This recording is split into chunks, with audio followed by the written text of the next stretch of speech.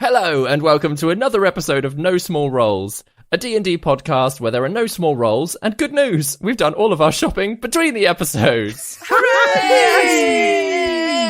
You're welcome, Daryl. Ha, thanks. I'm David Knight, your Dungeon Master, and I'm joined by a group of people who have, just before we hit record, consented for their corpses to be looted by each other in case they suddenly demise. So it's very important. Because we've bought loads of stuff now. Yeah. So, you know. Sure, well say hi everyone. Hi. Lady Tula Delaveau. Make sure you all spend your money so you don't have a corpse that's worth looting. I have no money left. Well, we keep on regretting not having all the stuff that was on Enkidu's body, so we all need to write a will, obviously. We need this in legal writing. So we can skip the looting episode as well. There's no need for that paperwork among adventurers. So, do you all want to show off your recent purchases? Yes. Let's cue the theme tune.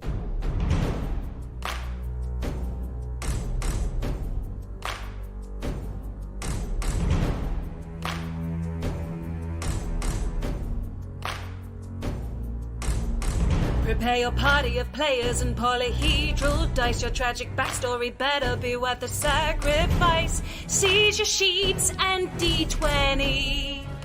Let's play D&D. You'll have your characters swaggers with daggers in each hand. You've all discussed what you must, but even better laid plans.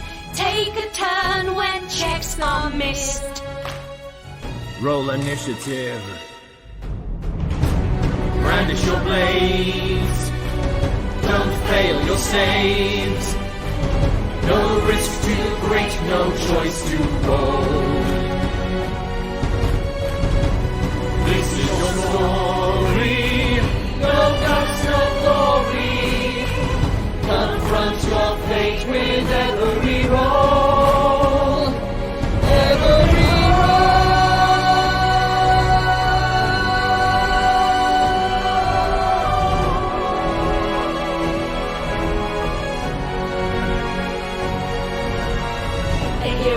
is inside, one who will pay the price. Their chance of success will rest upon the dice. No risk too great, no choice too bold. This is No Small Roles. So, with Juna sharing Ginger's warning with the party, you all agreed to spend the day in Vernock Rise and reassess your plans later. Heading to the first tournament challenge in the city, a clay pigeon-style task involving a catapult, a dragon-marked sack, and a longbow, Enkidu and Juna's attempts were frustratingly close to succeeding. But Gaius tried his hand next, and it was Gwendolyn who eventually hit the drake and won the spoon. Diving straight into your second challenge, back at the tavern, with Ruana and Aggie in tow, Orin was led into another room with a cloth-covered tray, being challenged to count the wooden spoons on the tray as the cloth was quickly lifted. After miscounting, he was kept in the room, and Gwendolyn stepped up next. This time, Juna watched the task through Ruana's eyes, sharing with Enkidu and Gaius downstairs. As Enkidu tried the challenge, knowing what was to come, he blew a puff of wind into the cloth, granting himself an extra second and coming to the correct conclusion that there were no wooden spoons on the tray at all. After celebrating with stories of their old pastimes, they set out shopping, only to be interrupted by Kierda delivering a cart and 2 horses. Eager to keep the gnomes apart, the party split, with Gaius and Juna heading off in one direction, whilst Orin and Enkidu led Kierda in the opposite direction, leaving Gwendolyn to sort out the parking. So, brief time has followed since then, in which you have all been out shopping. Gwendolyn, let's chat through what you've been up to first. Okay, so I go and I park the horses. And as Gwendolyn's doing that, she's like keeping an eye out around the town still, just checking. She doesn't see any posters anywhere. Doesn't want to see her own face staring back at her just yet. She's feeling pretty grotty. Like she's just been helping sort out the horses, which you've told me is going to cost me 3 gold. So I've got that written down. Yep. Ticking that off. And so she goes in search of the tipple, because she's pretty sure that's the sort of place that is going to have like a nice place where she can have a bath. And that's what she wants. She feels gross. And kind of as she's kind of on her way there, I think she passes the blacksmith. She's kind of thinking about her idea for this fan-like weapon, but looking at the work they've got there, she's not sure they can really do what she wants with the right finesse. She's got something very much in her mind that Kasula used to have, and it's really got to kind of look like it's not really a weapon.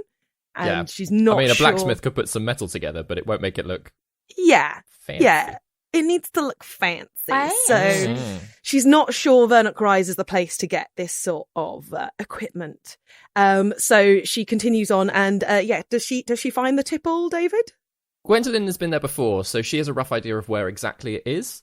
After a little bit of searching, you spot sort of one or two people acting in a funny way, and you're like, oh, okay. That's where it is, and like realize, and then you find yourself in one of those like crossroads that you're like, oh no, I recognize this place. It's down this way, and then it's not long before Gwendolyn finds it. Fabulous. And she's just like, hello, I met somebody on the road. They told me about this place. Can I have a bath and a hot chocolate, please? That sounds amazing. And they charge you if you're not, say, hiring a companion to join you in the bath. No, she wants the bath all to herself today. Then it'd only be 10 gold pieces to sort of hire the room, have some nice like salts and petals and things in the bath with you. Yeah, give you a drink. Yeah. They've got a selection of reading materials to... Oh, fantastic. Yeah, she reads whatever's there. I imagine it's slightly erotic in nature. Yeah, there's the Ranger and the Nymph. Classic. Yeah, the Ranger and the Nymph. Lovely. She learns a thing or two while she has a very luxurious bath and starts to feel a bit more like herself because they've been in the rain, they've been traveling. It's just grotty and gross. So she does that. She then goes to get back in her clothes and like she's enjoyed wearing these dungarees, but they're not quite feeling like her. And she's not even sure they feel like Carhilda. So she asks if there is anywhere that she can buy some clothes at the tipple. Did she get any suggestions? Yeah. They would direct you to Dandy's Designs. Lovely. Yeah. That sounds just up Gwendolyn Street. So she's going to go there. Now, what I would like to do, David, can I trade my old fancy travelling clothes? Yeah, absolutely. Your old travelling clothes were of quite a quality, actually. So they would probably be quite easy to sell sort of in. As like they've been worn quite a lot. Like they've had a few repairs done already. So yeah, that panther made it slashy. Yeah, wouldn't necessarily. But she did a really good job. Well, Juna did a really good job mending it. Oh, absolutely. Yeah. But just in like general wear and tear, it wouldn't be like a straight 1-for-1, but it would give you a discount on the prices for any other full set of clothes and stuff that you want to get. Cool. Right. Yeah. So she's going to get a few bits and bobs, and I will show a drawing to everyone of what her new outfit looks like. Yeah. And we shall post it on the ground. Very nice. But for the listeners, think Edwardian trousers, like practical Edwardian Victorian cyclist woman who is wearing trousers and being revolutionary. So they're in like a nice green tweed, and then she's got a nice brown coat that is it kind of almost feels a bit like it's got a bit of a skirt bit because she does like having a swishy skirt.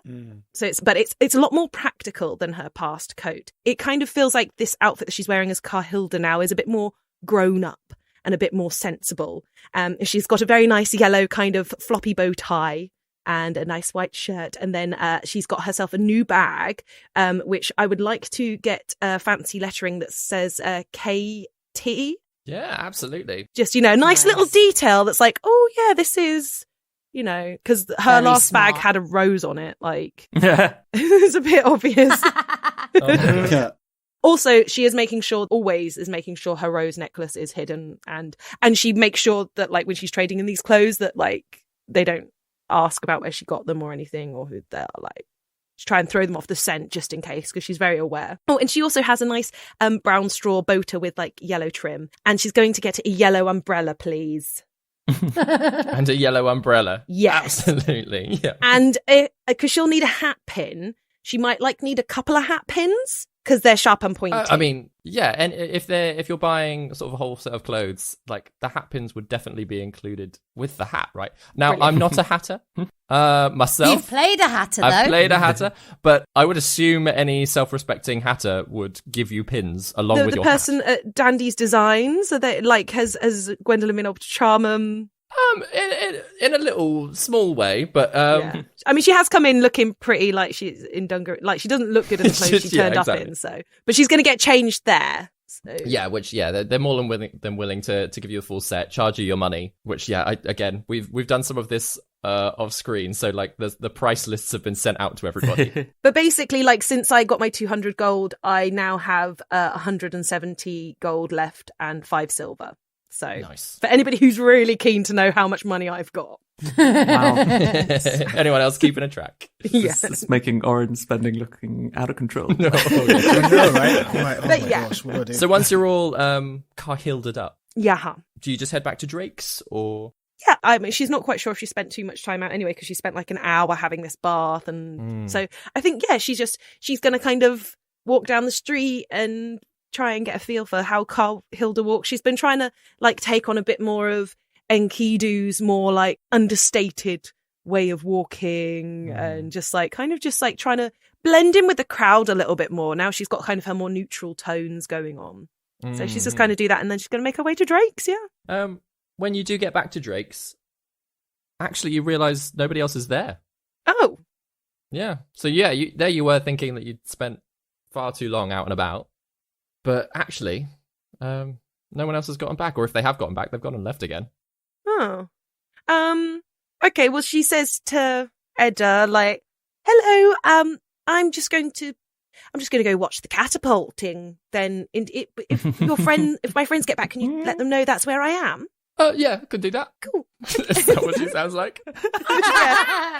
Every episode, I forget what Edda sounds like. She's travelled a lot, hasn't she? Yeah. She's got a travelling accent. That's what she's Yeah. got. Yeah, I'll let them know. Okay, thank you. Bye. Just before, will you be one in the room again tonight? I don't know. Probably, maybe. I'm not sure. All right, just let me know. Tell us you're Gwendolyn without telling us you're Gwendolyn. Probably, maybe. I'm not sure. Yeah, just like let me know before it goes, because like I say, the challenge and that. Is it the same price again as yesterday? Yeah, you're only paying for the beds. Okay, I'll pay you the money now, and we'll have another night. And if we don't have it, then give it to somebody who is in need of it.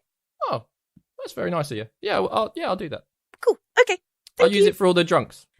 I mean, as you see fit. Obviously, if you're not in it. Yeah, if we're not in it, that would be great. I'll let you know. I'll let you know either way. Yeah, fantastic. Yeah, and I'll let you know I'll let them know that you've gone. Yeah. Tell them Carhilda is watching the catapult. Carhilda's at the catapults. Yeah, thank you very much. Did you wander off? Is it raining? Do I need to use my umbrella? It's not raining today, but there's a light drizzle. So if you're feeling particularly the need for the umbrella, just to show it off, Yeah, experience it. She's just very ready to pop it up should she need it. Yeah. Amazing. So yeah, you wander off out of the city down to the catapults. Juna and Gaius, you arrive back at the tavern, bags under arms, all of the stuff that you bought. Almost as soon as you walk in, Edda sort of waves you down and is like, your friend, Carhilda? Carhilda, yes. That's the one. She's just down by the catapults. She popped in. She's paid for the rooms. If you want to put your stuff up there, that's fine. Could lock it if you want. But she's down by the catapults outside the city. Just watching that, apparently. She just wanted me to let you know. Oh, thank you. Yeah, that's actually a good thing, because I could test this bad boy. And he will whip out a crossbow, two-handed crossbow. Whoa! With his finger on the trigger already. Whoa. Oh, yeah, sorry, let me just check the safeties up. Click. Put the safety on. Oh, sorry, safety on. Sorry, I'm still quite new to this. Apparently I'm proficient, but who knows?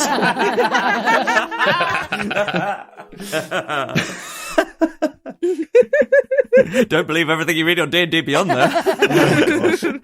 So, what have the two of you been up to before you'd reach back at the tavern? So Guy's got a crossbow.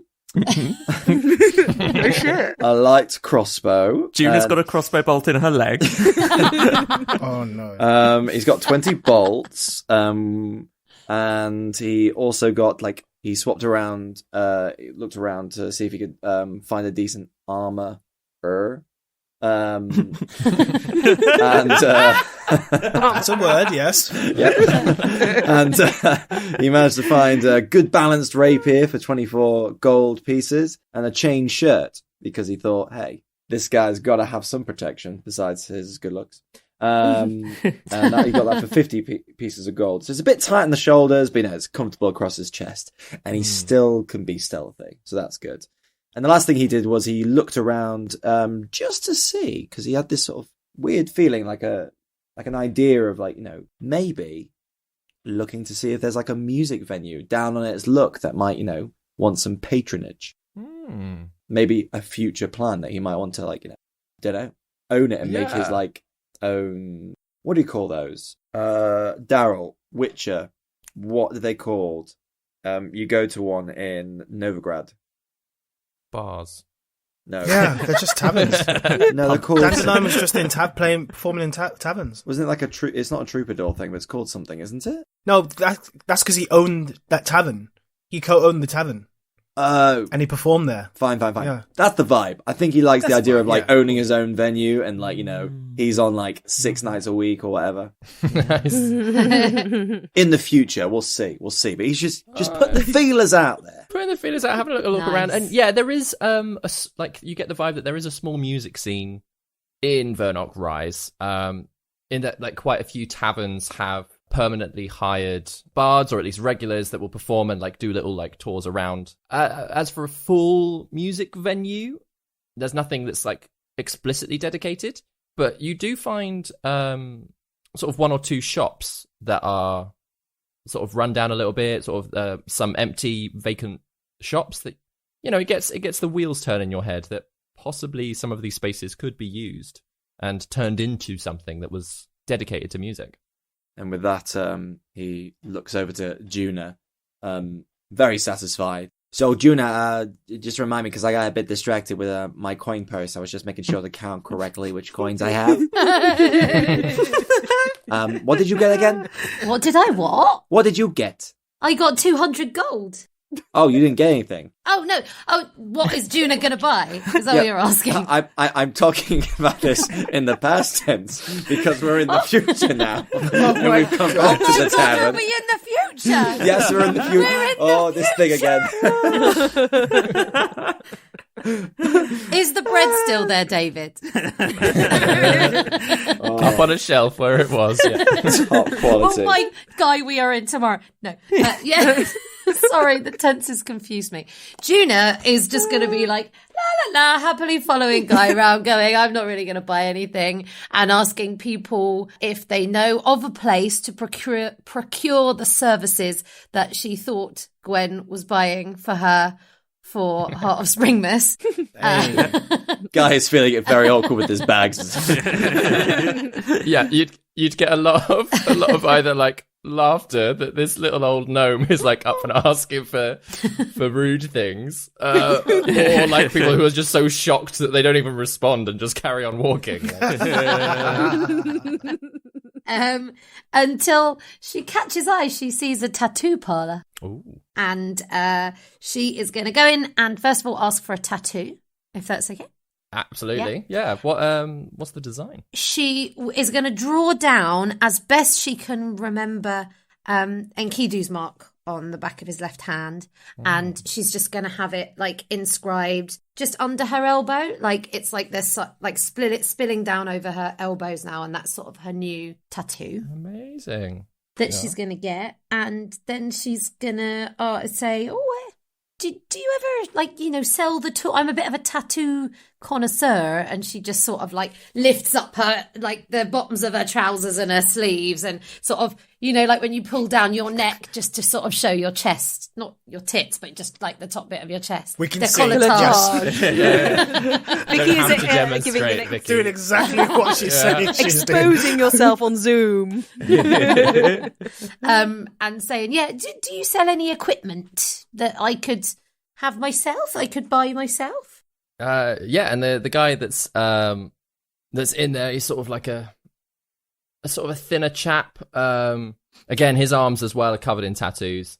He's like, yeah, I've got a couple of old ones, old sets. Could pass to you with a set of inks. Yeah? How much? I don't know. What did I say? Oh, no, sorry. Yeah, we've done this all in the past, haven't we? 45 gold pieces for the toolkit and 30 45 gold pieces. And That's what I 30 said. for the inks. 30 for the inks. 13 for the tattoo. So she... And he says, that sounds like a great price. That was the point of us talking about stuff in advance. And then she gives him the money Amazing. and leaves with Guy. Good stuff. Yeah, so once you've arrived back at Drake's, are you going to both just settle in there and wait for everyone else to come back? Are you going to go out to Gwendolyn? Are you going to... What time of the day is it, David? By this point, it's probably sort of about 5 o'clock, sort of 5, 6 o'clock in the evening. This is Chris really missing pubs. But, hey, Juna, do you want a quick shandy before we go out to see Carhill? Yeah. I think we should go and see Carhilda, but I'm up for half a bit of shandy. Come on, we'll just be here for 5 minutes. Yeah. We'll have a shandy and then we'll go see Carhilda then. Yeah. Amazing. Whilst you are sat having your shandy, which will be 3 silver pieces between the two of you. Are you paying or am I, Guy? Go on, Juna, it's my treat. Oh, thank you. Orin, Kirda, and Enkidu come through the door, carrying lots of boxes. I thought I'd buy you some bedrolls. Like to go with your nice new cart. It's always nice to sleep on an extra comfy blanket. Yeah. And sort of like drops it down on the table in front of the two of you. But Orin and Enkidu, what have you guys been up to? So Orin has had quite a long shopping list of stuff to get through. Enjoy this, audience. So I think he's popped over to Flo the blacksmith, who he met last time, to pick up a shield. Just a standard shield. And for a few ideas that he's got to do something with it further down the line. And then he's popped into the well-stocked cabinet again to stock up on reagents for various potions, including Very nice. finding just some generic reagents to have in his kit, just in case they come in handy down the line. He's going to pick up the stuff that he needs to make some more of the anti-frosting potion. So he's going to pick up For your car. for his cart. In case they get to the cart in the morning, it's frosted over, and Exactly. the horses can't see where they're going. So he's going to get enough to make 4 lots of that. Nice. He's going to have a look around for components that he needs for his visor of dark vision, visor of night vision, that he found in Ferrocine's workshop. Look around for some of those. He's going to think about buying a pearl. He's going to change his mind. Then he's going to change his mind again and go and buy a pearl, so that he doesn't have to take apart Aggie to do the identify spell. And then realizing that he's probably overspent a little bit, I think he's going to go back to Flo the blacksmith and try and convince her that she really wants to buy a short bow off him. That's a fairly unused short bow as well. Right? You've never it's really basically used it. untouched. It's still in its shrink wrap. Yeah. I mean, you found it on a dead body, right? Haven't you gone underground and swam through subterranean Yeah, gullies? it's got a little with bit that of mold boy? on it. Yeah, Orin's fixed it. Orin's patched it up with a bit of sticky tape and mending, and Sure. Dried everything out by the fire at Ferrocine. Still got the receipt. Yeah, she'll take it off your hands and give some gold back. 16 gold, we'll say. Thank you. Orin haggles for 17 and fails to get it. And that's him done. So at the end of the day, for those who are keeping numerical count, he's spent 182 gold. Yeah. Hey, Orin doesn't know how to budget. He's never had money before. No, he's not great with having lots of money. He's just blown it all. Amazing. I'll hold on to it for you, mate. It'll triple in value. Oh my gosh. Bank of Gaius. And Kidu, what have you bought on your travels? So Enkidu has decided to buy a scabbard for the scimitar. So he can keep it out rather than have to summon a random weapon every time. Nice leather scabbard that will keep. He's paid more than he knows he needs to, because he can either just buy a new shield, it's cheaper, but he's chosen to fix the shield that he and Orin made together. Oh, So I know that cost a pretty penny, but it's worth it because it was the first thing they've built together. So he's gone to Flo the blacksmith to get that sorted out. He's bought two person tents. Because we always sleep outdoors and we never seem to be bothered by it. So he's bought 2 tents. He has also bought a traveling cloak for himself if he stays up late and it's the nasty elements, like a black, long hooded cloak just for himself. You can write me a receipt if you want, David, later on. Invoice me, yeah. Invoice, invoice me.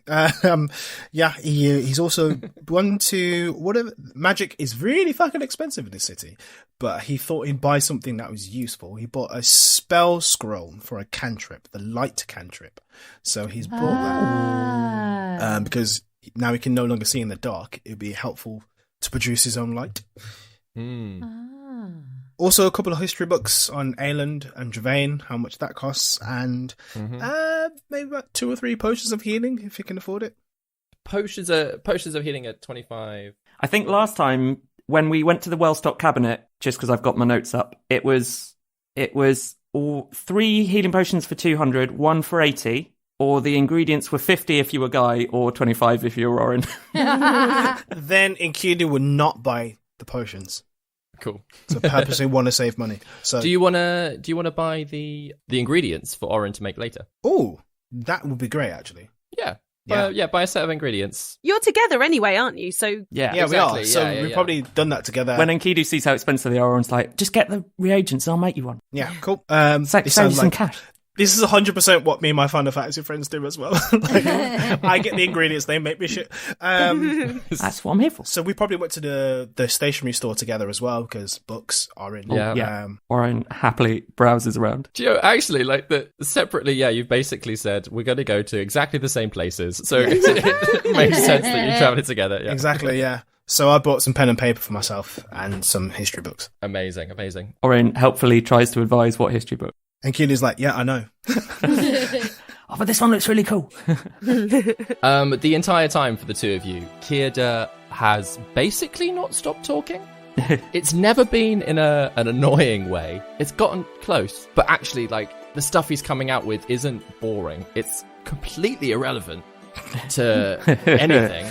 But he starts telling you random little stories about his travels around the world. He's rambled on about this one country, how this whole country was established, that there's this whole bunch of Dragonborn clans really pissed off the Cantorians, and they established a whole Dragonborn little country in the mountains, which is great. They called it Mayastan. It's a Destroys thing. Candlekeep. No, part 2. Ruined plans.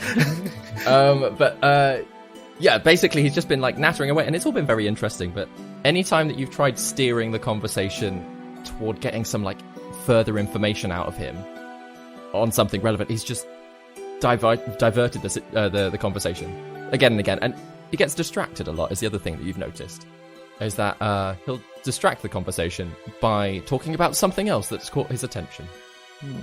Is this while they're still shopping? This is not at the tavern This is yet. whilst they've been shopping. But once you've made it back to the tavern and you've all sat down, are you all going to stay there for a little bit? Are you going to head out and meet Carhilda out with the catapult? Carhilda will if the catapult stops, she'll come back up. If it's starting to get dark, she'll probably be like, okay, I'll go see where everyone else is, because it's spring-ish still, late spring. So, it wouldn't necessarily be dark. Would it be dark this early? Time is 6 o'clock. Maybe just starting to get dark. That's probably actually 6 o'clock's roughly the time that they'd probably be closing the catapult up. Which is a question for you, Carhilda. Catapult girl. Yeah. has been there quite a time. Her name is Mossy. Mossy. You've learned. Mm-hmm. And she seemed quite pleased to see you sort of join the crowd again. Yeah. Have you stayed back at the crowd, or? Like, I think if she kind of was like giving me a smile or something, I'd probably like be like tempted to start walking towards her to be like have a chat and like see if I can help her with the catapult and like does she like my new clothes and that sort of thing. Yeah. And yeah, it's been a really nice, relaxed chat with each other. Like you kind of like get on side in like comparing how a lot of the teams are doing, then just chatting about I was about to say the weather, but that's an incredibly boring conversation. Things that are more interesting than the weather. She's the daughter of a Tuna Delivo. a seamstress in town, so she's got an interest in your clothes. Oh, okay. Her parents do a lot more sort of repair work than necessarily whole designs, but yeah, so she's just sort of kind of training in that, but then thought, let me help out with the tournament because it's an extra couple of pounds. I don't. Is there any kind of inside gossip, inside intel that I can get about the competition, or is it just like more just like nice chit chat? Bit of flirting. There, you do get the sense that quite a few teams have come through here. Mm-hmm. And she does, through the flirting, let you know that a lot of the teams that are coming through now have actually already been to Forlos Vale. Ooh, so we need to get a move on. Yeah. Okay. All right. Okay. Yeah. So Gwendolyn, like on hearing that, is like kind of like she's having a nice time flirting, but she is also kind of like, okay, we should probably move then. So kind of like, yeah, she kind of gives her name, Carhilda, and like, I will be back here again though. So, you know, it would be nice to hang out or something. Yeah. Yeah. I still live with my folks Cool. In the craft quarter, so That sounds like a great place. I'd like to go. And thank you for letting me kick the thing on the catapult lot. That was really fun. you are like, and I don't want to like, you are really good at kicking. Thank you. That is Like, really good. Thank you. Well, I mean, you're not too bad yourself. Like, Okay. yeah. Anyway, she's kind of blushing, and I probably should get back to my friends, and maybe we should get a move on because I think we still need to go to Forlos Vale ourselves. So, yeah. Okay. Well, it's been really nice hanging, and see you around sometime. See you around sometime. Bye, Mossy. And she just like tries to like give a cool wave. And tries to look cool as she walks back and kind of like tries to spin her umbrella. Please make her do a performance check.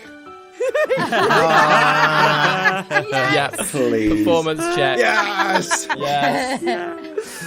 Oh, okay. That is 12. I mean, it is as you described, but it's not necessarily Not necessarily attractive. Cool. Wow. Fair enough. Mossy is still equally as distracted by you. You're not entirely sure if it's for good reasons. But to the point that the guy at the table was like, Mossy, come on, concentrate. And there's like another team stood there waiting for the catapult to go. Cute. Oh, okay, cool. Yeah, I'm gonna, as soon as I'm kind of like out of her eyesight, I'm gonna start hot-footing it to Drake's to kind of say, like, we need to move. Nice. Grace here, keeping you updated with all things No Small Roles related. Early access for episode 1 of The Further Adventures of Dwayne Fabulosa is now on Patreon. Head to www.patreon.com/No Small Roles to check out this mini-series starring Jeremy Cobb and Jasper William Cartwright of Three Black Halflings. Another of many Patreon perks is getting to join us in the Zoom for recordings of No Small Questions. Our next recording will be on the 2nd of May at 8 p.m. BST. Vicky Gaskin and David Knight will be in the hot seat. So get sending your questions via social media and our lovely Discord chat. Want to join our Discord? You'll find the link in the show notes. rolls. You know we love it when you, our wonderful listeners, help us spread the word about No Small Rolls. You can do this on social media. We are at No Small Rolls on Twitter and Instagram. You can also recommend us to your fellow petals, if you can track them down. And of course, by rating and reviewing us on places like iTunes and Podchaser, you can help even more crumpets find the show. That's all from me for now. Let's get you back to Drake's for a drink. Yeah, so back at drinks, Juna and Gaius, you're probably finishing up your shandies. Have the rest of you bought drinks, Orin and Kidu? Kida probably has. Yeah. He probably sort of saw them drinking. He was like, yeah, go on then. Yeah, Kida's probably bought us drinks. Right. Cool. Yeah, so that's what's happened. Kida has bought another round for the table. Nice. Yeah. So now that we're trapped with him, yeah. As Kieda goes to the bar, Juna is going to take her opportunity to cast Detect Thoughts, the first level on Kieda, whilst his back's turned. So as you cast Detect Thoughts, again, it gives you like sort of a radar type thing, doesn't it? A sonar sense of like you can pick out other people in the area, right? Yeah. You cannot pick him out. Everybody else, like, sort of... Is in a Wingthropian way? Or in a different way? In a different way. It's not that, like, as you try to listen, that there's some static or anything. It's just, he is not on the scope for you at all. You can see everybody else and, like, just hear, like, Edda thinking about sort of having to reorder some cups that were smashed and the others thinking about the things that they've just bought and a couple of drunk people playing cards in the corner, thinking about the cards that they're holding, but he's like a little void in amongst all of that. And he comes back with the cups on a little tray, puts a drink out. Here you go. Bottoms up, everybody. Oh, bottoms up. Thanks, Kieda. Thank you. Cheers, buddy. Yeah, thank you. Listen, it's my absolute pleasure. Now, Juna, like, is it alright if we just, like, chat flower shit to each other? Yeah. Like, I don't mind talking out loud and, like, in the open, in the middle of the pub and that. No. Like, do you want to go somewhere else? Oh, Like, no, you happy no, chatting no. here? These are my boys. All of them? Yeah. No, these three. Oh, right, yeah, okay. There's nothing that I can say or you can say that they can't hear. Well, that's good. Nice all friends here. Right, I basically wanted to pick your brains about how much Ginger has told you about what we're supposed to be doing. Juna messages, like to all three of them one by one. Jeez Louise! And Guy grabs his ears. And Kidu spills his drink. Yeah, all three of them just like, react in different ways. Because, like, Basil didn't tell me nothing. I don't really know what's going on. I know absolutely nothing. Less than nothing. Like, you got no specifics? No specifics whatsoever. What I find the strangest is that you are like a void to me, and I'm very pleased to meet you, but it's the strangest thing. It's like I kind of can't make a connection to you. Like, what do you mean? Like, I mean, we touched earlier. It's like you're impervious to my magic or something. That's weird. It's really weird. You want me to, like, try it back? I can do a little bit, like, not a huge amount of magic, but... What can you do? Well, it's mostly like illusion-y type stuff, really. It's really my bag. Like, alright, if you don't mind, I'm going to try a little something on you. Orin looks very suspiciously over this. Yeah, Guy is getting a bit tense. The mention of illusion magic as well, and just like Juna is sweating. I know, right? Actually, but while this begins happening, Orin is just pulling down his goggles and is casting goggles of magical detection. Amazing. Just to see what magic is going to happen for the next 10 minutes within 30 feet of him. Cool. In which case, sort of, Kida mutters a few words under his breath, and then, like, moves his hands sort of in a circle around the table, gesturing to all of you. And, like, as his hands come back together in front of himself, there's sort of a shimmer around Orin, Enkidu, and Gaius, as well as Kida. And suddenly, they all look like Gwendolyn. but Juna doesn't. Oh my gosh. Does this mean you tried to do this to me and you couldn't? Yeah, okay, that's weird. Yeah. Like, I was like, whole table, let's get looking like the missing gal, you know? To be honest, that would have been so fun when she comes back. Can and you imagine? You That's should what I all was stay thinking. as her because she'll appreciate it. All when right, she we'll all gets sit here back. like that, yeah. Yeah. But no, this is very strange. So, like we're not, like, getting, like, it's, I did it. Like, I included you in all of that, but you're not, it's not taking nothing Yeah. on you. It's not no effect. Did Basil ever say anything to you about if you met someone else? See, nah. Like, a few times I was like, oh, like, why don't we just go meet up with the others? And he's like, bad idea. But, like, I don't know, beyond that weird string thing that's happened, and, like, we can't affect each other with magic, okay, that's fine. Like, I don't see... The whole time I was traveling with him, I don't know if you feel like this way with Ginger, it felt like I had no idea what was going on, but, like, he knew everything, but he just wasn't telling me. And, like, he wouldn't, like, be like, no, I'm not telling you that. He just, like, kind of skirt around it, like, you know what I mean? Did Ginger do that? Yeah. I reckon they're keeping secrets from us. David, Yes. does it look like he's spinning a little yarn here, or is he telling? Does this feel like a genuine? Yeah, we're all suspicious of this bad boy. You are welcome to make an insight check. Are we? Thank you very much. Sorry, sort of after the fact, but are we all able to do this, David? Yes, go for it. Juna's not going to. I think Juna has this sort of feeling that she knows she's supposed to be keeping her distance, but she almost has this like inability to like not sort of dig a bit deeper, Yeah, and sort of an inability to doubt what he's saying as well. yeah. What did everybody get for that? 13. 10. 16.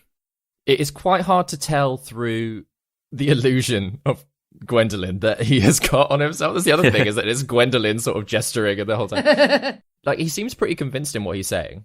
So, yeah, you can't tell whether or not there's any deception going on. But whether or not he's misunderstood something, or whether or not something like that, you're not entirely sure. He's just very keen to you get the sense, yeah, he's very keen to learn from Juna Yeah. to see if she knows what it is that he's missing. And just while we stopped, with the detect magic, is it just illusion magic around? There isn't anything else happening. Yeah, no, it's just illusion. Okay, thank you. Yeah, it's roughly at this point, Gwendolyn, that you walk into the bar. Oh my goodness. Oh my goodness! Oh my goodness! An imposter just walked into the room. Why don't you look like the five of us? Because Four of us. you're all wearing my old clothes. Oh. That's I'm not wearing your old clothes, I'm you! this is very, very weird. And Kidu sips his drink. And Guy will try and do a high kick. She just starts laughing. Yeah, do you want a drink? I'm actually not sure if we should have a drink because can you drop whatever this is? This is very weird and disconcerting looking at myself. Yeah, all this right. much. And he stands up and like does a little spin in his dungarees, sort of trying to like sort of spin him out as much as possible. And as he sort of comes back, it's just Kira again, and everybody else looks like themselves. Okay. I didn't know my head looked like that from the back. Do you want me to do it again? Then you can have a right proper inspect. No, thank you. All right. I was just getting some information down at the catapult, and it turns out a lot of the teams are already quite ahead of us. Oh, I no. don't know What? how we feel Well, they've about already got more spoons. Well, they've Oh. already come via Flawless Vale, and we've still got to go there. Oh, well, we better get going then. We better get going as soon as possible. Are you all ready to leave? I've got my shopping. Yes. Yes? Yeah, I think that's a good idea. What do you think, Juna? No. I need to just have a meditate before we go. Oh, yeah, you always do that Yeah. before we leave a place. And do we want to travel at night, or do you want to wait for the day? I mean, you got to get these spoons, right? Very important, these spoons. Yeah, and we gotta, put our distance. I mean, from here and We've got a cart now that we could kind of rotate who's driving it and who's sleeping. The boxes of bedrolls. Did somebody get Yeah, I got your bedrolls. Oh, fantastic! So It's all right. You stick them back in that covered wagon of yours. They, It's fine. Yeah. They came from our goose, apparently.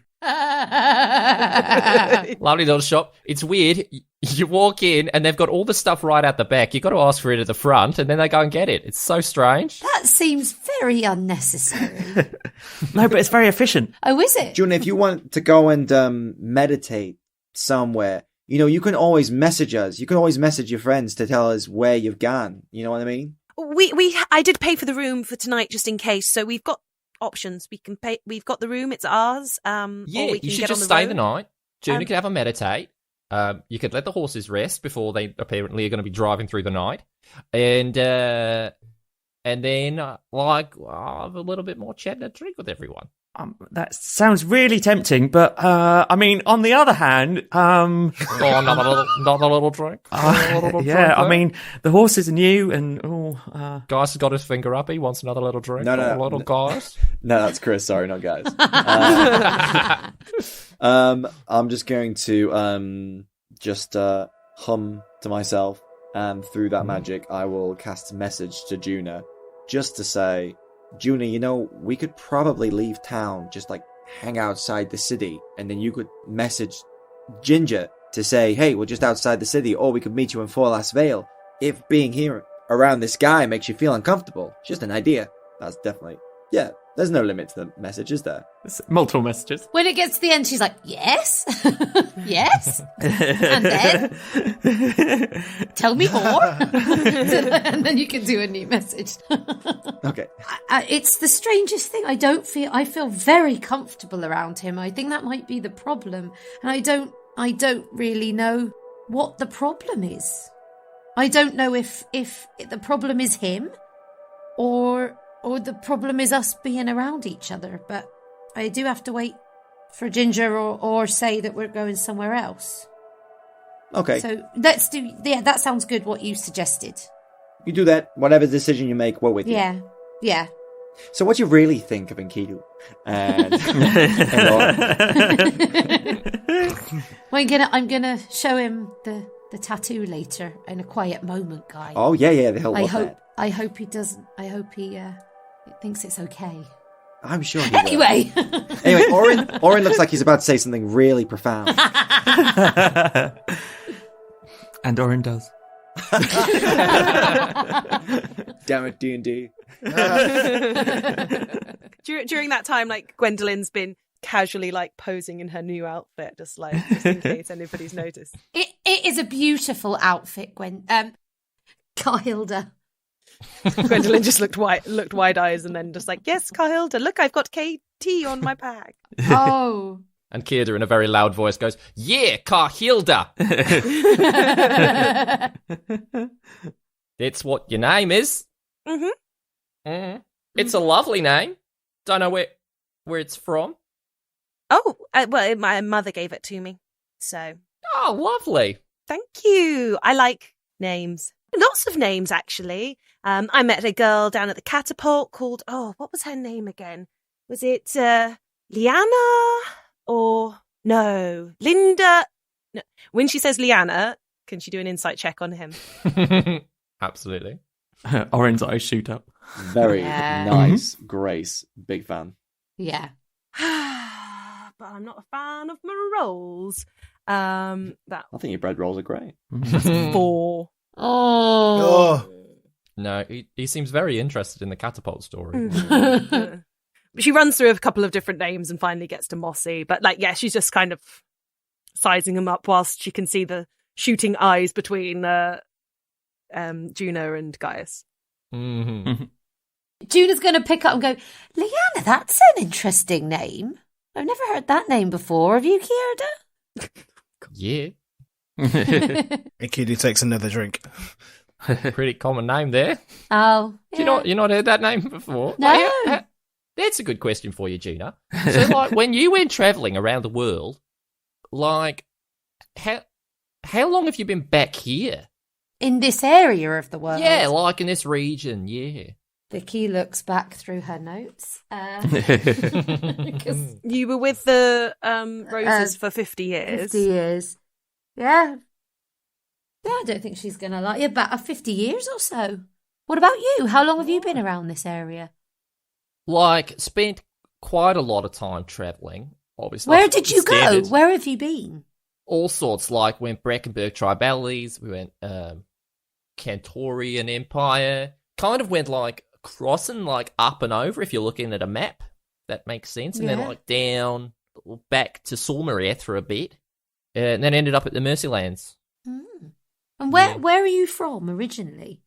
So, like, technically, like, I was born in Solmareth, but then, like, my parents and that, they didn't give me up straight away, and, like they took me out to the Mercylands for a bit because of their work, because they're based out there. I just happened to be born. They've resisted? Well, I think they kind of, like, ran away a little bit, yeah. Oh. But it's alright, like, you know, it's fine. Like, they realised... Is that why you're not Sep? You're not Septagadon? Oh, like, no, I just dropped the SEP in case anyone, like, asks questions. Interesting. Like, is that... I mean, Basil told me to. This is where Juna's going to insight check him. Yeah, go for it. He's going against some things she's been told her entire life. Ooh! Unnatural 20! Oh, no. Ooh. Unnatural 23! Abracolets!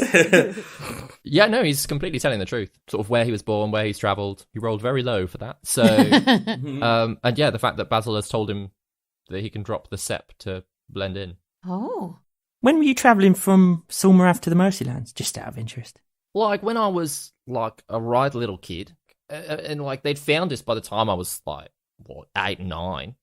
And then I went travelling around the world, and then I kind of come back, and it's been the past, like, 30 years. I kind of spent a lot of time, 30, 40 years. Yeah, about that. Like, between Solmareth and the Mercylands. Just travelling back and forward between them? Just, yeah, around the area. Doing what? Well, like, a bit of work with my parents. Like, a little bit of government work. A little bit of, like, a kind of, like, helping out. But also just, like, whatever I wanted. What did you want to do? Like, research and stuff. Oh, yeah. What do your parents do then? They're not like nobles, but they're like officials. So like it's a lot of like dotting the I's and like crossing the T's and stuff. A lot of paperwork, trade contracts, negotiations, all that kind of thing. All right, between Solmareth and the Mercylands. Well, no, but between Solmareth and everyone else, we just do it in the Mercylands. Okay. I have a question. Would I have heard of his family in Solmareth? The Tagadons? Yeah. Ooh, probably not, actually. Cool. Yeah, they're kind of like administrative sort of class, as it were. So yeah, you wouldn't necessarily have heard of them specifically. I'll let this sort of, your insight check sort of carry through this as well. Like, again, this is all the truth. You get the impression that, yeah, his parents were not nobles, but they were just like high up in government administration. And so you've worked with your parents and been with your parents as you were growing up? Yeah. I'll take it from these questions that you were not? No. I have very little to do with my birth family. I see them from time to time, but I was taken when I was born and told that's the way it was and that's how it works for everyone. Well, I think the like taking when you were born thing, I think that was supposed to happen with me, but it just like didn't. So I don't know. I don't know if it's like the same for everyone, or maybe like some people are and some people aren't. Yeah. This is my whole thing. Like, do you know like where on the flower you are? If you know what I mean? No, I spent my entire life trying to think where I could be. I always assume I'm part of the balance, but that's only because I've grown up learning that it is for the balance. What about you? Yeah, like all of that stuff and more. Like, just I'm wondering whether like part of the whole like keeping the balance is that they do things to us differently, or they tell us slightly different things. That's basically what I wanted to talk to you about, Gina.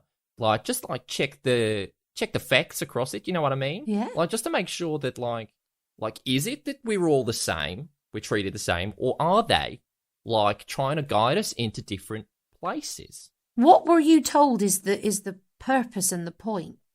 Just that, the balance and that, yeah. Insight check. Yeah, make an insight check. Well, the insight check's happening. David, can I just ask a quick question? My Yeah. detect magic lasts for 10 minutes. Did Yeah. did he drop the illusion spell within that 10 minutes? Yes. Yeah. And is there any illusion magic remaining around him now? No. Okay, thank you. What was your insight, Enkidu?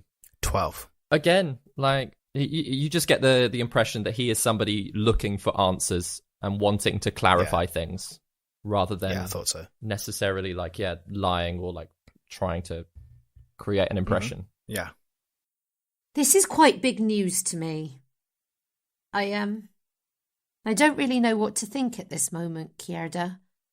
Yeah. And when was the last time you saw Basil? Right, when was that? Probably like saw him like 46, 47 years ago. Something like that. Like I've had some communication with him, but it's mostly hands off at this point. And are you like best buds with Ginge? Or like Ginger is my entire family.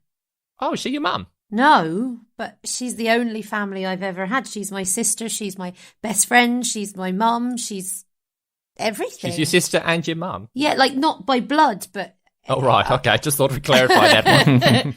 she's sort of, yeah, like the relationship is not the same as like a family.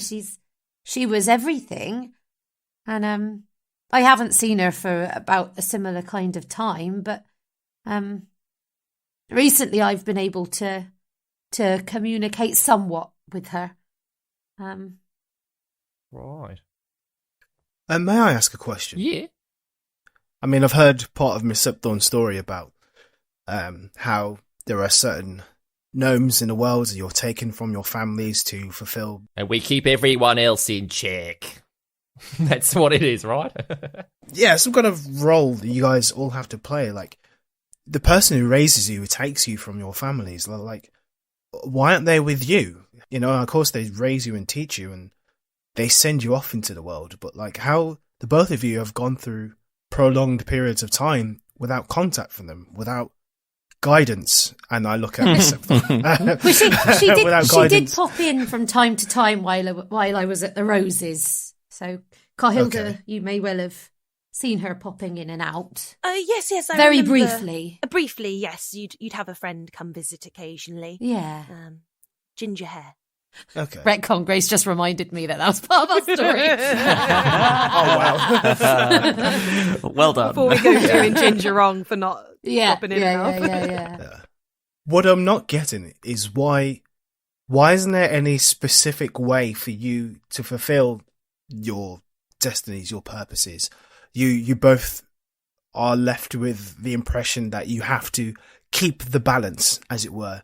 But the balance of what? There's a wide, vast world here. Like, what balance of political torment, of political identities within Dravain, or the peace between peoples? I don't know about you, Kierda, but I was told that I was there to do, not necessarily to know.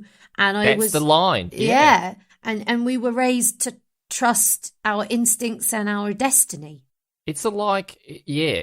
I mean, Basil never put it quite as nicely. He just said, I know, you do. And that's like what he'd say. Yeah. Like, and that's... And we were told that this was sort of for our own good, really, weren't we?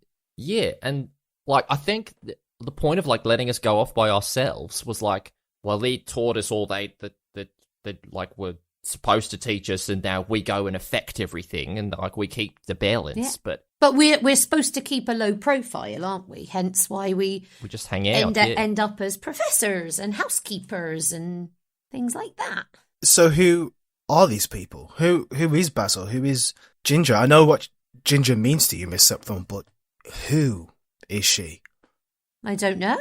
We were told not to ask those kind of questions, and so we just never did we? And like when you do ask those kinds of questions, they just don't tell you. No. They just come back, I know, you do, you know? And Enkidu slides his drink across the table. It's Enkidu's nightmare. Yeah, he looks a little nervous now.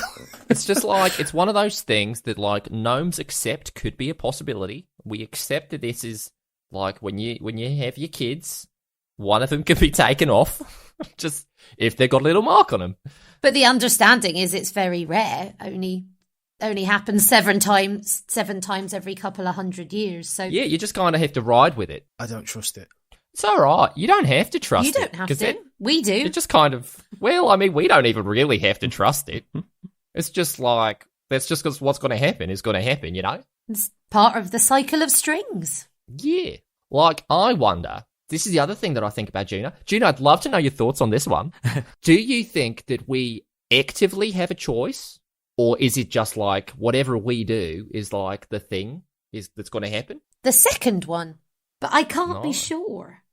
I feel like everything, I feel like I am led by fate and destiny, but every so often I feel a bit confused. So I spent a long time trusting my instincts, and then one day, out of the blue, when I leveled up, I felt this need to read people's thoughts, and suddenly I wasn't trusting. I needed to know a bit more. And obviously we're not supposed to know, we're supposed to do. But then I'm doing knowing. That somehow made a lot of sense.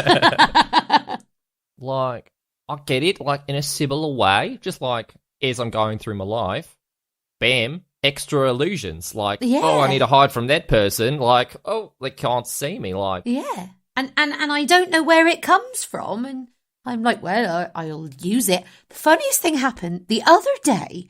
yeah. I woke up with this feeling. And I just had to turn myself into a walrus at the side of the road. I couldn't tell you why. I just felt compelled to do it. Nah. Like a full bloody walrus. A full bloody walrus. She was a very pretty walrus. Oh, thank you, Guy. Juno, it's absolute gas, wow. A walrus. But at the same time, I was always told not to take things too seriously. So, and she sort of gets out the tattoo, which she's not really sure she should be showing him, but kind of at this point is just in the track. This is the advice I was given. Golems sound fun. They did not seem fun, but they sound fun. So it's quite a lot to deal with at the moment. Yeah. Right. Were you taught a 7-breath meditation when you were young, by any chance? Nah.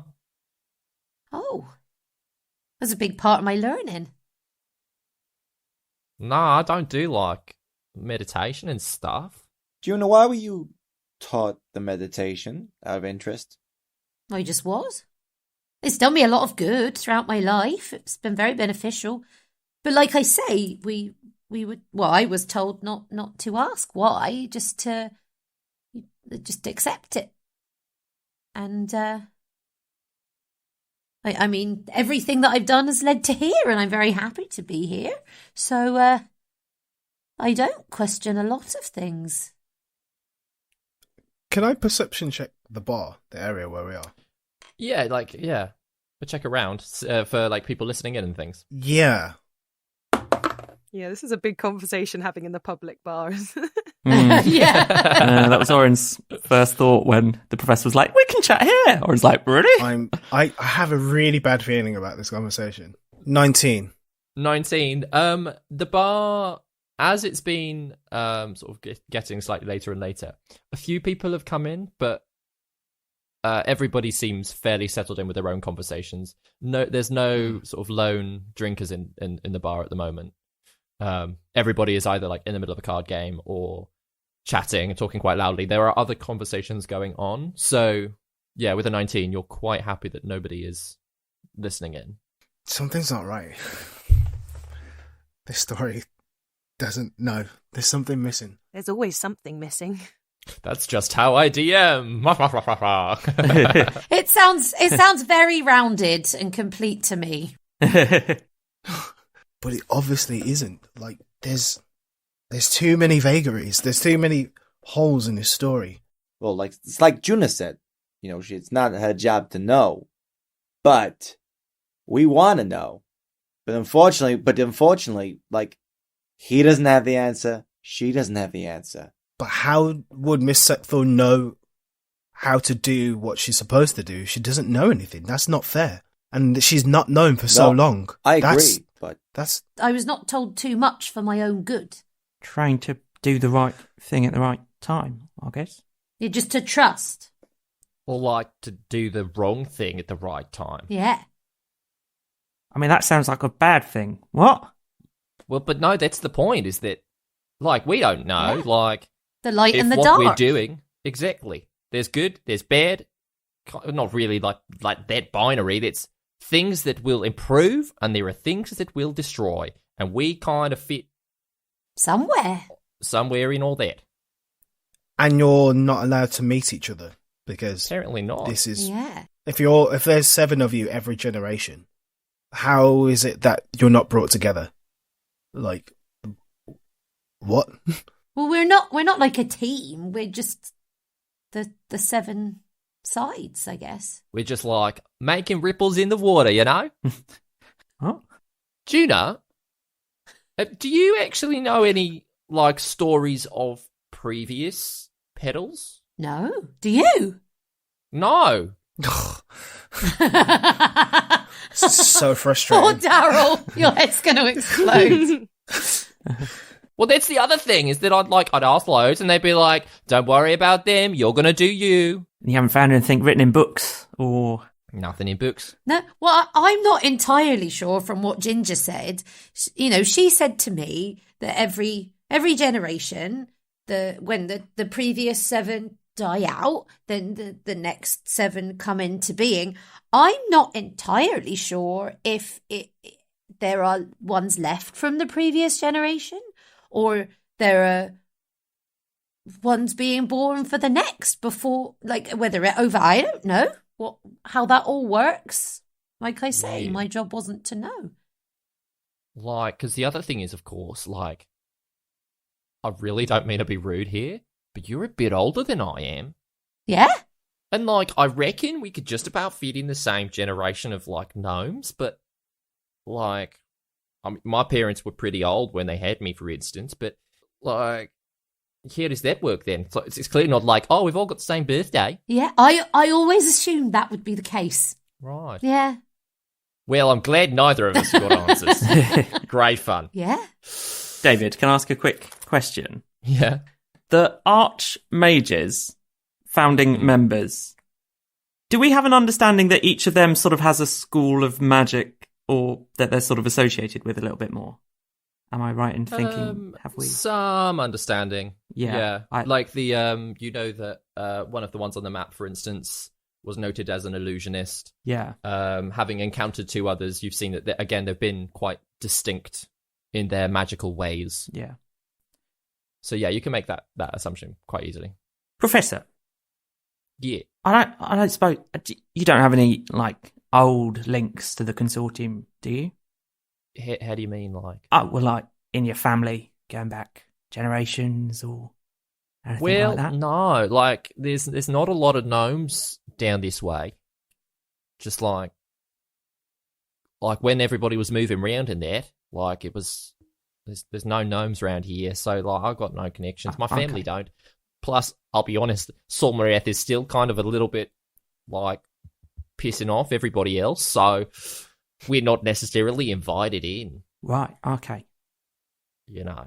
Oh, I see. So, no great-grandfather in the consortium or anything like that? No, hanging out. Like, I mean, that'd be great, because then I could just ask my parents, like, hey, listen, did Grandpappy ever tell you, like, blah, blah, blah, Yeah, you know? No, I suppose. But, no, sorry, mate. No, I just wondered. No. Fair enough. I was under the understanding that that this sort of was below the consortium, that this was put into place to underpin things from a very different dynamic from the consortium. Yeah, this is like, it's almost like religious. Like, it's like divine making. This isn't like people. Like, we don't even have to be in the same place, like, to affect the world and keep it in balance, if you know what I mean. Like, I could go off somewhere else and, like, I don't know, make all the flowers grow or something. And Juna could go somewhere and just burn the whole place down. But, like, because flowers grow in one place and fires happen in another, like, it's a balance, you know?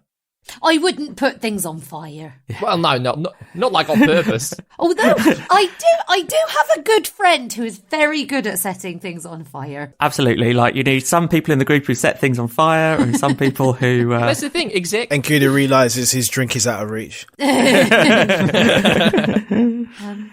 It's very interesting, and yeah, well, at least like we don't have to like chat through it all now. Like, I realised I've gone off on so many tangents, and you were about to make a move. Do we want another round, or do we want to like park it for the night? Just getting a little bit parched myself. one more for the road. Well, One more for the road. All right. I mean, if we're going to get moving, we should probably Yeah. just get moving. If we're going to Maybe. stay here the night, we're going to stay here the night. Juna, maybe you need to meditate to help us make that decision. Yeah. And we probably shouldn't drink and cart. No, definitely. Cannon. Oh, dangerous. Yeah. Drinking car. I'm pretty sure drive is the verb of on a car. You can drive a Yeah. cart, right? You don't cart a car. Kid, if we are heading off, I'd be remiss if I didn't ask. You didn't have any involvement with any monasteries at all, or Tuvir on your travels around Solmarath and the Mercylands, did you? Oh, those bloody things were all over the bloody Mercylands. Yeah. That's a no? Well, like, I mean, I've popped into a few, like signed. Well, not I've signed. Whilst my parents have been signing stuff, you know, they used to drag me around everywhere. Signing But, stuff? yeah, just like, you know, like, oh look, we are nice Solmarath people. Here is a nice check, like a bag of money, and look, aren't we nice? Can we, you know, send our orphans here? Happens, doesn't it? Like, What? the thing about the Mercylands, they'll bloody take anyone. So you end up with Hang a on, whole load of kids what? from all over the place Yeah. there. No, what? You would send your orphans there? Not in like a harsh way, No, and no. like if there's sea wrecks and things, like, yeah, sometimes the kids end up there.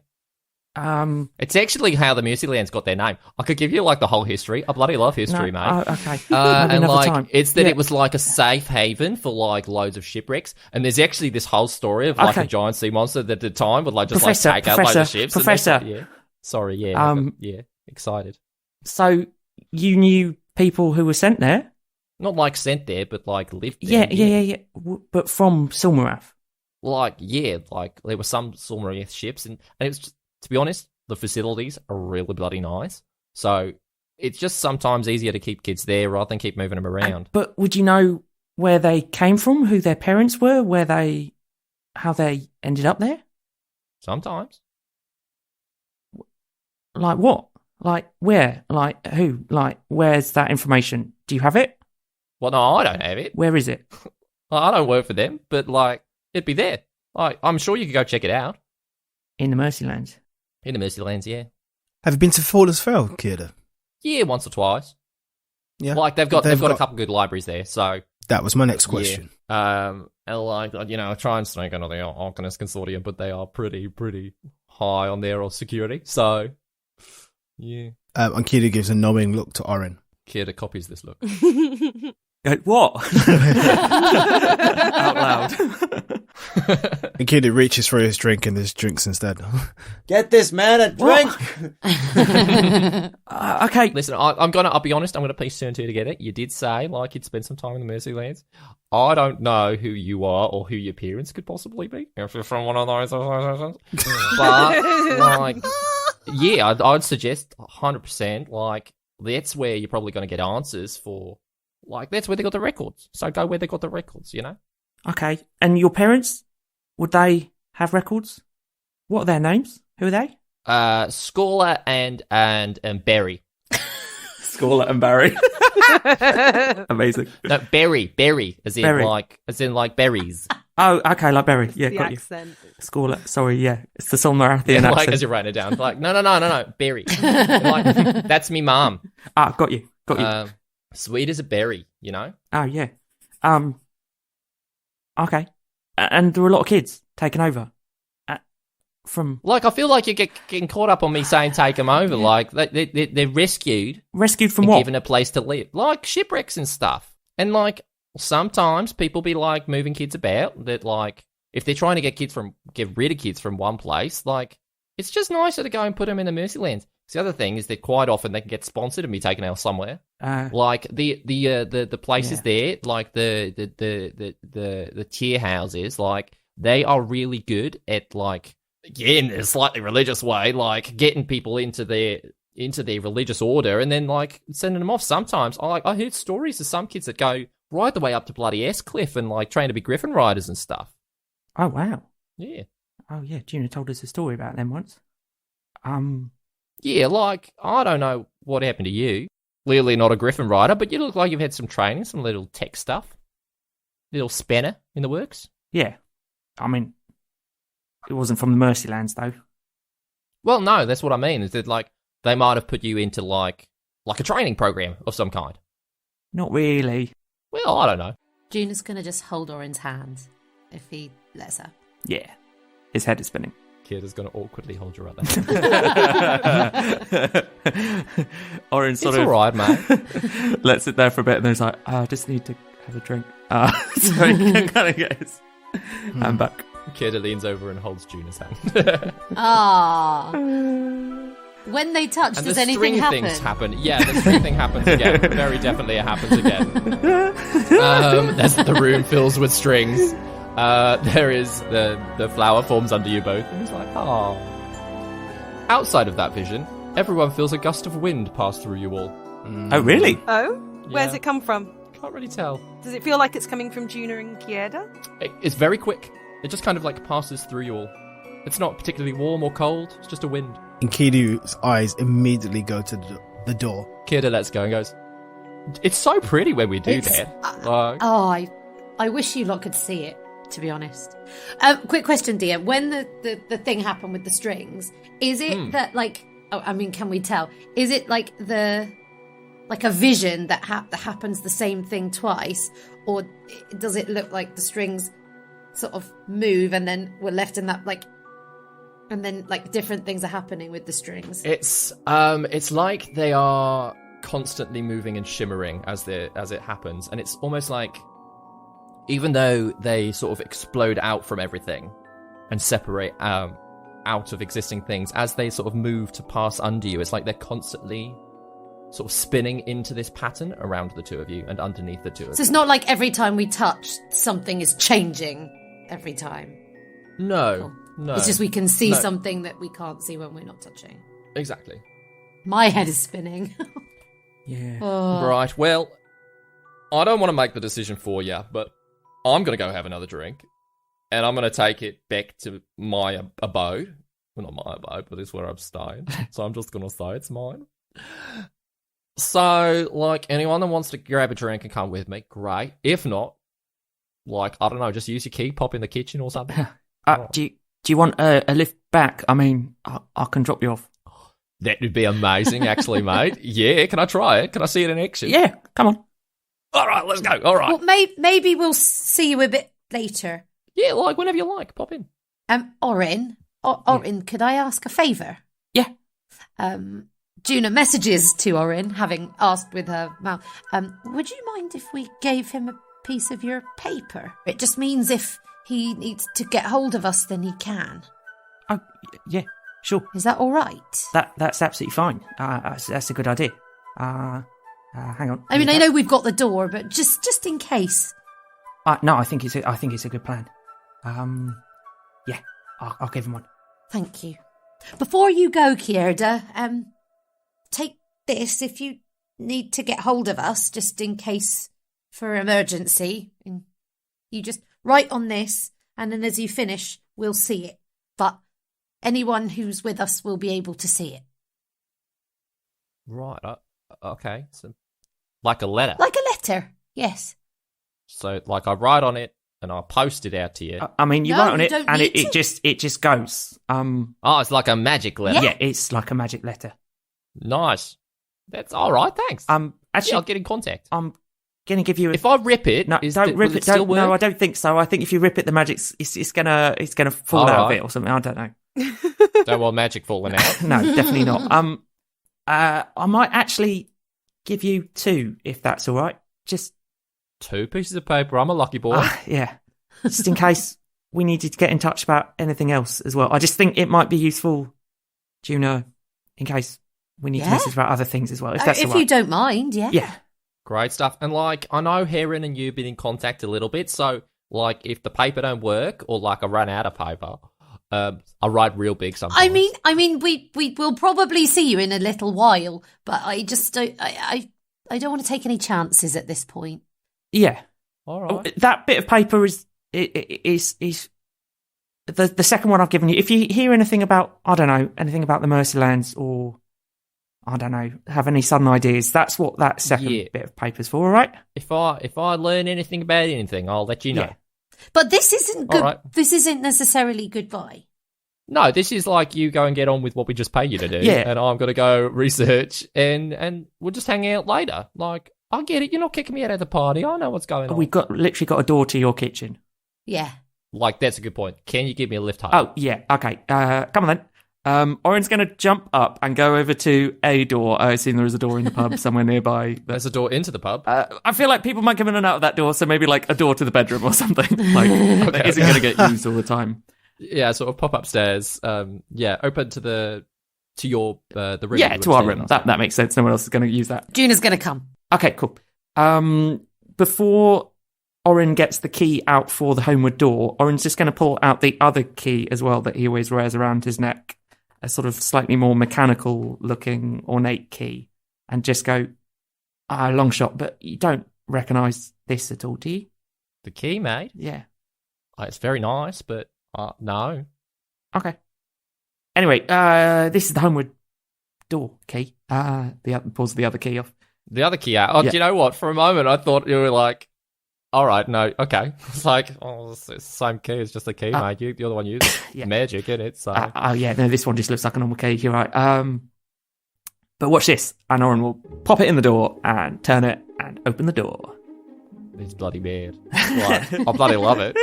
All right then. And he sort of steps through and goes, yeah, I got my paper. You can chat with the little heron over there if you need it. And I'm really glad I've met you, for what it's worth. beat who? Like, fuck him. Like, let's be friends. Yeah. All right, but secret friends apparently. Yeah. Well, you gonna close the door, or am I gonna stand here like a sorry, right? yeah, All right. yeah. Okay, night, Professor. Night. Night. If you find anything, write it down. Okay. Night. And then Yeah, I've got it. Yeah, I'm got it. No, like closing the door. Oren shuts the door. How are you doing, Oren? Yeah, I sort of want to go to the Mercylands now. Suddenly, spoons feel a little less important. And Kidu will be very pleased to hear that. Yeah, It's been a long night, hasn't it? it has.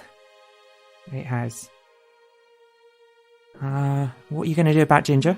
Well, I feel like now we're up here, I'm just gonna... Oh, yeah, you take a moment. Yeah. Oren sort of stares at Key for a minute to give Juna some space to message Ginger. Yeah, so Juna's gonna message Ginger. I'm gonna assume this is under the amount of characters. Hi! Where are you? We're thinking of skipping town and heading to Forlos Vale. We meet you there? Whoosh. Do you say whoosh? Should you would do? Yeah, exactly. That I'm still stuck on Should you that. would Should could- we? Could Yeah, you? that was Meet you brilliant. there? Could I'm you- like, that is a Yeah, sentence. that's a tongue. Woo! Again, you get that same kind of like panicked rushing feeling from Ginger. She's still clearly on the move to you. Yes, I could get to Forlos Vale. It might take me 4 weeks. 4 weeks. So- Let me know if you're still there when I get close. Oren, are you still in the room? Yeah. Hi. Yeah, I'm still here. Ginger's 4 weeks away From here? from 4 Forlos Vale. How far away is she from here? How far away is Forlos Vale from here, GM? Do we have any idea? By foot, probably about 6 days, 7 days. Well, either 5 weeks or 4 weeks or 3 weeks, depending on what direction she's So coming not from. much nearer here. Did you say she's running? Yes, she seems to be running. What? She's 4 weeks away. She's going to run. She's like Aragorn, Gimli, and Legolas. She's just like making the long. Which was a natural sprinter. There's an epic, like, instrumental background another going long on. And she's distance? like jumping over crags. Keep and- breathing. Keep breathing. Where's she coming from? Silverrath? I've got one more sending. Okay. We'll head to Forlos Vale and keep you updated with where we are. Where are you at the moment? Are you running all the way here? This is the last time I can send this. She's Ginger. cut there. And again with that sort of like feeling in the background, she's like, "I was a region over. What? We'll be running. I'll be fast." What was the first bit that you said? She was a region Oh, over. she was a region over. That's really helpful. Do you say that out loud, Juna? Yeah. A region over? Do What's we she know in what Ireland? a region over is? Like a sort of... Like, is she on the other side of like Ayland or Hayland, it's got to be, hasn't it? Is anything else connected by land? she was outside of El Timpir. So She was outside of El Timpir. Yeah, of course she was. She's in So she was either to the north in Marath or she was to the west in Gridellin, but she was not even in El Timpir. Oh my goodness. Okay. Okay, Juna, I think it's a good thing we haven't waited here. Yeah. I mean, what's 6 days when you're coming from Gridellin or Marath? Yeah. Yeah, Let's to be go fair, down if she's and- coming from Marath, probably we're heading the right direction. If she's heading from Gridellin, we're heading the wrong way. But, A, I think she needs to hire a car, and B, let's head back downstairs. And see, if she does arrive here, we can go through the door. Yeah, that's true. We can always get back here. But you've told her where we're going, so... Yeah. And we can always keep her updated. Let's go and tell the group. Yeah, come on. So if we go down and say, yeah, she's out of zone and 4 weeks away. Got an and- international darling tone on the sending message. Yeah. So there you go. So what time is it now, David? By this point, after the long chat, probably looking at like 7 or 8. No, probably 8:30. Well, there's no point heading out in the dark, guys. No. Get a good night's sleep and an early start tomorrow. Sounds good. Okay. Off Sounds at good. dawn. I have a question, Orin. Yeah. So we can always return to where we left the homeward tour. Yeah, that's right. But what if we want to go back to where we came in from? As long as we keep the door open, we're okay. If the door shuts, we're now in the kitchen. But for the horses in the cart, that's one way, right? I was just thinking that. I think, I don't we think can they'll always fit through the sell the horses in the cart and then just buy Heron a new one when we're in Vernock Rise. I mean, he knows we put the door here, so he's got to know that that's a possibility. And we don't I mean, also somebody could come back with the horse and cart, go different. We don't know how it's going to go. Maybe he can enlarge the door and put it in a barn or something. I don't know if he has a barn. Oh, or in an open space on the manor. Maybe. I think that might be something. But we that's have a problem for another another day. day. Who knows how Yeah. long that'll be? For now, we can open up the kitchen door. We can say what's going on. We can get Or supplies. send someone through. Send someone to, through, to, you know. to feedback, and as long as someone's on the other side to open it again Yeah, to walk with back the key. through, right? Yeah. Yeah. Well, maybe even if Ginger's still coming here, if she's coming here and we're going to be moving all over the place, then she can get to Heron, and then when she does arrive, we can open up the kitchen door and she can be with us. Oh, that's true. Yeah.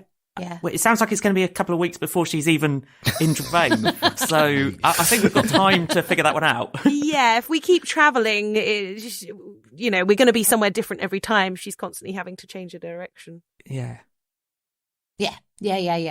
Did you all notice that big gust of wind Yeah. when Juna and Yeah. Kierda held hands? David, did that happen in the Heron's place when they touched? No. And it's weird because it didn't happen before, did it? I couldn't tell which direction it was. Something changed. What are you thinking, Carhilda? I don't. Or is somebody else here that wasn't here before, but we can't see because they came in with a gust of wind or something? I don't know. I don't understand magic. I do understand magic, and I don't understand that. Do I? I mean, I'm assuming that I don't. Do I understand that? No, and Juna, you didn't notice the gust of wind. I didn't even notice it. Oh. I do have... Orin's going to mutter under his breath. I do have ways of seeing things that are invisible, if we need. Shall I have a little look? I think we need. I think something has changed with their second coming into contact. Guy's just going to check all of his belongings on himself. Is he not missing anything? And I'm going to do a flower check. Yeah, nobody seems to be missing anything. As you sort of check, especially all the new belongings and that as well. Everything is still there. Yeah, feel free to make a flower check, Juna. 23. Ooh. 23. As you kind of like focus in, you're a lot more aware of that magnetic pull between you and Kierda. Obviously, it's quite weak. He's quite far away, but you are vaguely aware of it. Just as like a gut feeling that like you've got a kind of beat on where he is. It's incredibly weak, but yeah, that feeling of that magnetic pull is still slightly there. Just him. Just him.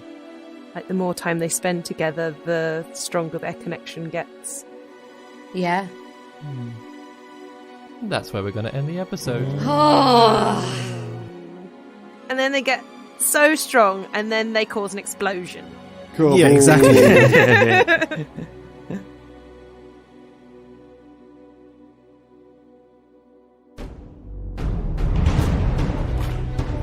You have been listening to David Knight as your Dungeon Master, Ben Galpin as Orin, Chris Watts as Gaius, Daryl Bailey as Enkidu, Grace Kelly Miller as Gwendolyn, and Vicky Gaskin as Juna. Original music by David Knight. Please tell your friends, subscribe and follow us on all social media. Thank you for listening to